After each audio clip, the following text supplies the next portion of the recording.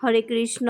আজ সকালবেলা সফলা একাদশীর শুভেচ্ছা জানিয়ে এবং রাধা মাধবের আরতির মধ্য দিয়ে আজকের ব্লগটা শুরু করছি।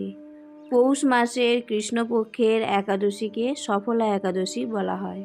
তো যুধিষ্ঠির মহারাজ একদিন শ্রীকৃষ্ণকে প্রশ্ন করলেন, এই সফলা একাদশী করলে কি ফল লাভ হয়? এর উত্তরে ভগবান শ্রীকৃষ্ণ যুধিষ্ঠির মহারাজকে বলেছিলেন, সফলা একাদশী যিনি পালন করেন তিনি জাগতিক সুখ ও পরে মুক্তি লাভ করেন। এই ব্রতে যারা শ্রদ্ধাশীল তারাই ধন্য, তাদের জন্ম সার্থক, এতে কোনো সন্দেহ নেই। এই ব্রত পাঠ ও শ্রবণে মানুষের রাজসূয় যজ্ঞের ফল লাভ হয়। শুধুমাত্র একাদশী ব্রত পালন করে আমরা যদি এত সব ফল একসাথে লাভ করতে পারি, তাহলে আমরা কেন একাদশী ব্রত পালন করব না? তো আমাদের উচিত সকলের একাদশী ব্রত পালন করা আর রাধা মাধবের সেবা করা। তো আমরা সকলে মিলে চলো একাদশী ব্রত পালন করি এবং রাধা মাধবের সেবা করি। তো আমার ভগবানের আরতি হয়ে গেছে, গুরু পূজা হয়ে গেছে, আর এদিকে বাড়ির সমস্ত কাজকর্মও সারা হয়ে গেছে। এবার দেখি একাদশীতে ভগবানের জন্য কি ভোগ রান্না করা যায়।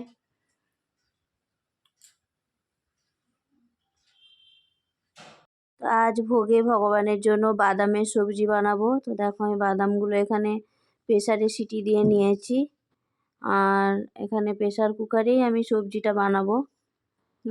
প্রথমে সানফ্লাওয়ার অয়েল দিয়ে দিয়েছি, তারপর আলু টমেটো অল্প জিরে ফোড়ন দিয়েছিলাম, তারপর আলু আর টমেটো দিয়ে ভালোভাবে কষিয়ে নিচ্ছি।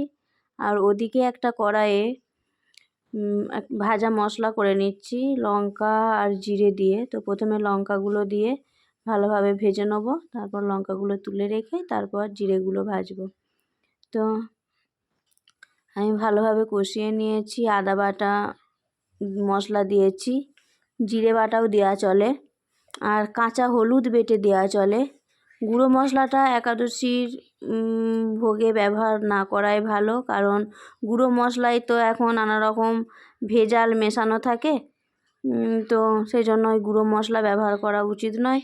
তো গোটা হলুদ বাজারে যে কিনতে পাওয়া যায় বা কাঁচা হলুদ ব্যবহার করা যায়।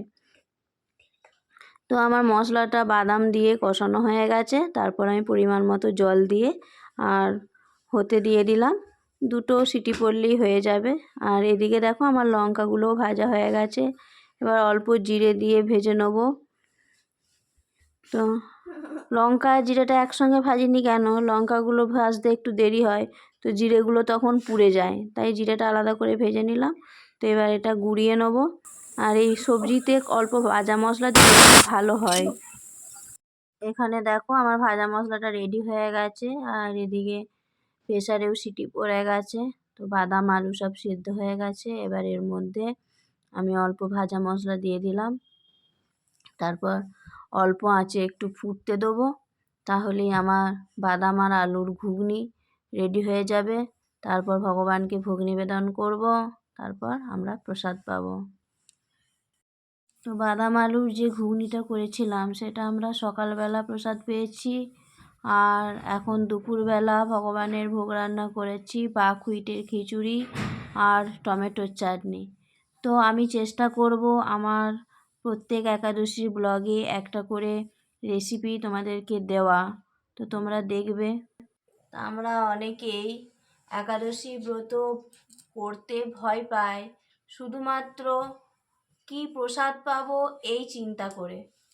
তো একাদশী ব্রতে যেমন পঞ্চশস্য আমাদেরকে পেতে নেই, সেরকম পঞ্চশস্যের বাইরে অনেক রকমের সবজি আছে বা খাবার আছে একাদশীতে প্রসাদ পাওয়ার জন্য।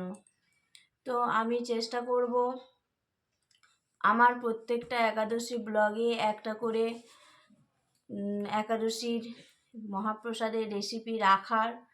তো তোমরা আমার ভিডিও যদি ফলো করো তো আমার একাদশীর মহাপ্রসাদের রেসিপি তোমরা পেয়ে যাবে।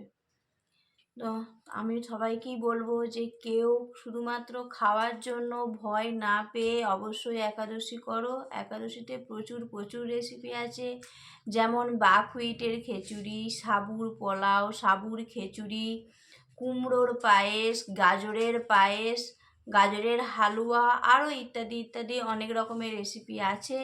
তো তোমাদের সঙ্গে আমি শেয়ার করার চেষ্টা করব। তো তোমরা কেউ যেন আমার ভিডিও স্কিপ করে যেও না, ভিডিও দেখার চেষ্টা করবে, তাহলে অবশ্যই এই রেসিপিগুলো পেয়ে যাবে এবং তোমাদের সুবিধাই হবে। তো চলো এবার রাত্রিবেলা ভগবানের ঘরে গিয়ে দেখি ভগবানকে কি ভোগ নিবেদন করেছি। এখানে দেখো রাত্রে ভগবানের ভোগ নিবেদন আমার হয়ে গেছে। আজ রাত্রে ভগবানের ভোগে হয়েছে সাবুর পোলাও। তো তোমরা মহাপ্রসাদ দর্শন করো, আর সঙ্গে রাধা মাধবকেও দর্শন করে নাও। আর এদিকে দেখো গোপাল রাধারানী নাইট ড্রেস পরে রেডি হয়ে গেছে। গোপাল আর রাধারানী এবার শয়ন করবে। তো এবার আমরাও প্রসাদ পেয়ে শুয়ে পড়ব। তো আজকের ভিডিও এ পর্যন্তই, দেখা হবে পরের একটি নতুন ভিডিওতে। ততক্ষণ তোমরা ভালো থেকো, সুস্থ থেকো। হরে কৃষ্ণা, শিলা প্রভুপাদ কি জয়, সফলা একাদশী কি জয়, হরি বল।